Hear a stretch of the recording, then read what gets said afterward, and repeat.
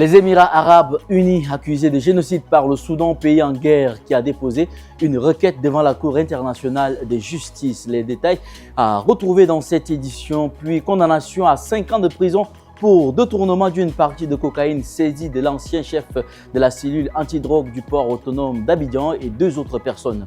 Nous allons y revenir également en détail dans ce journal.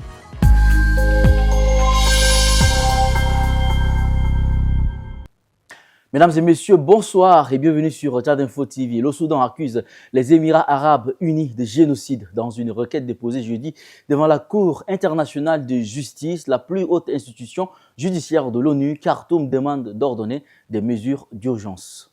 Khartoum demande au juge d'ordonner à Abu Dhabi d'empêcher les milices qu'il soutient de commettre des actes de génocide. Les autorités soudanaises accusent les Émirats arabes unis de violer la convention sur le génocide en soutenant la milice du général Himeti, explique notre correspondante à La Haye Stéphanie. Selon la requête du Soudan, un génocide visant les Soudanais d'ethnie massalite est en cours depuis la reprise de la guerre en 2023. Et les Émirats arabes unis seraient donc complices pour leur soutien politique, financier et militaire aux forces de soutien rapide. Le Soudan accuse Dubaï à fournir des armes et de recruter, d'instruire des mercenaires. Les Émirats arabes unis doivent réparer intégralement le préjudice causé par leurs actes internationalement illicites, notamment en indemnisant les victimes de la guerre, a affirmé le Soudan dans sa requête. Si les juges décident qu'ils sont compétents dans cette affaire, ils devraient organiser de premières audiences devant la Cour assez rapidement. Cette Cour, plus haute instance judiciaire de l'ONU, est compétente pour les conflits entre États. Les autorités soudanaises ne peuvent donc pas lancer de procédure contre les forces de soutien rapide, une simple milice. Mais l'autre Cour mondiale, la Cour pénale internationale, enquête actuellement sur les crimes commis depuis la reprise de la guerre en 2023 et pourrait bientôt émettre des mandats d'arrêt. Pour leur part, les Émirats arabes unis ont fustigé jeudi la plainte déposée par le Soudan devant la Cour internationale de justice, dénonçant un coup de communication cynique. Les allégations sont dénuées de toute base juridique et factuelle et ne constituent qu'une nouvelle tentative de diversion face à cette guerre catastrophique, a dit un responsable émirati dans une déclaration transmise à l'AFP. En Côte d'Ivoire, l'ancien patron de la cellule antidrogue du port autonome d'Abidjan et 2 autres officiers ont été condamnés mercredi 5 mars à 5 ans de prison. Leur faute, avoir détourné une partie d'une saisie record de cocaïne. Tout commence en juillet 2022 avec l'arrestation des petits dealers de drogue à Abidjan. Chez lui, les enquêteurs découvrent 37 grammes de cocaïne, mais ce qui aurait pu rester un simple fait divers prend une toute autre tournure. L'homme se présente comme un informateur de la cellule antidrogue du port et accuse plusieurs gendarmes de détourner des saisies. Mieux encore, il affirme que la drogue retrouvée chez lui provient d'une cargaison interceptée quelques semaines plus tôt. Ces révélations déclenchent une enquête qui remonte jusqu'au commandant Armand Aigné Angbonon, chef de cette unité spécialisée. Après plusieurs mois d'investigation et un procès à huis clos, le verdict tombe. L'ex-commandant de la cellule antidrogue du port autonome d'Abidjan et des autres officiers coupent de 5 ans de prison. Le tribunal correctionnel leur reproche d'avoir soustrait une partie d'une saisie colossale de 1,56 tonnes de cocaïne brute, une marchandise estimée à 25 milliards de francs CFA. Dans le box des accusés, 6 autres gendarmes étaient poursuivis pour complicité. Ils ont finalement été relaxés. Une issue prévisible selon leur avocat, maître Jean-Serge Bongnon. Le parquet même a requis qu'on les relaxe.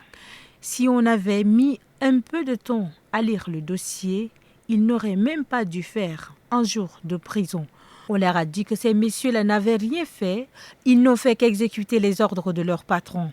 Cette affaire rappelle une autre saisie record. En 2022, plus de 2 tonnes de cocaïne avaient été saisies à Abidjan et San Pedro. Une trentaine de suspects avaient été interpellés, parmi eux le chef de la police de San Pedro, condamné depuis à 10 ans de prison. Le Togo prolonge d'1 an l'état d'urgence sécuritaire dans les savanes qui devait prendre fin la semaine prochaine. Cette région de l'extrême nord du pays, frontalière du Burkina Faso, est en proie à la menace de groupes terroristes depuis plus de 3 ans. Une situation sur laquelle les autorités togolaises communiquent très rarement. Face à la persistance des menaces sécuritaires L'état d'urgence est prorogé jusqu'en mars 2026 dans les savanes. Le projet de loi a été adopté hier à la majorité absolue par les députés réunis en session extraordinaire depuis mardi. Il doit permettre au gouvernement d'adapter sa riposte à l'évolution de la menace, de renforcer la protection des citoyens et de leurs biens et de préserver davantage l'ordre public et l'intégrité du territoire, précise l'Assemblée nationale.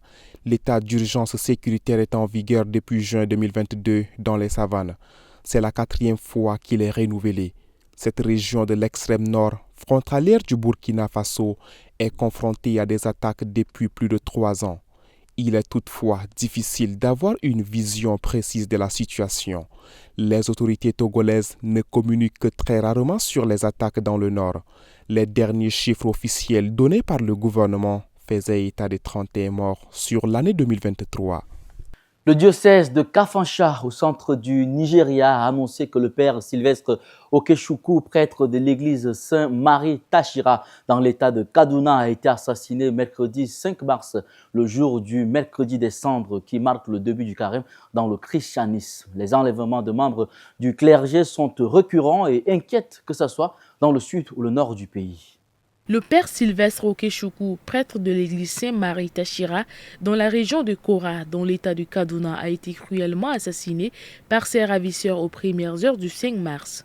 Il avait été kidnappé la nuit précédente dans sa résidence de Tachira. C'est ce qu'a annoncé la diocèse de Kafachan.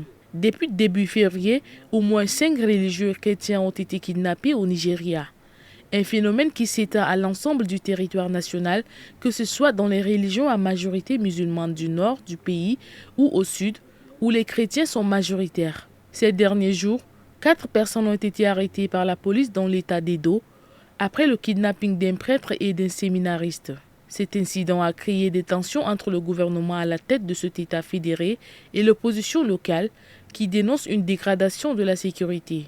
Les enlèvements de prêtres ou scénaristes ne sont pas une nouveauté au Nigeria, mais la persistance de ce phénomène rappelle que la situation sécuritaire reste difficile dans tout le pays.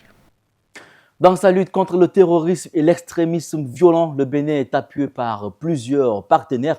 Le pays réceptionne ce jeudi 6 mars un avion de surveillance et il a conclu la semaine dernière un programme de coopération de 5 ans avec les États-Unis. La menace plane toujours. Les FDF ont été victimes de 2 attaques à l'engin explosif improvisé, lundi à Yangwali et le 26 février à Kantoro. Des sources militaires affirment avoir neutralisé plusieurs terroristes en réaction et déplorent dans leur rang un soldat tué et des blessés. L'avion offert par l'Union européenne sera remis aux forces armées béninoises sur la base aérienne à Cotonou. Il s'agit d'un avion de reconnaissance et de surveillance qui servira pour l'opération Mirador. Le chef d'état-major de l'Union européenne, le général Michel van der Laan, est annoncé à Cotonou pour l'occasion. Une semaine avant, l'Union européenne, les forces armées béninoises ont conclu un programme de coopération avec les États-Unis qualifié par un haut gradé béninois de partenaires solides et majeurs. Par le passé, les États-Unis ont donné des véhicules blindés, du matériel de communication, des équipements individuels et interviennent pour soigner et évacuer les soldats blessés sur le front. Le programme conclu le 27 février a retenu 5 axes: la sécurité intérieure, les renseignements, la santé, la logistique et la lutte contre le terrorisme. Pour lutter contre le terrorisme, l'ambition des forces de défense et de sécurité d'ici à 2030 est de monter, entre autres, en puissance de l'aviation, les renseignements et de créer des forces spéciales. Nous mettons ainsi fin à cette édition avec cette dernière information. Mesdames et messieurs, merci de l'avoir suivi. Très bonne suite de programme sur Tchad Info TV, votre chaîne d'information.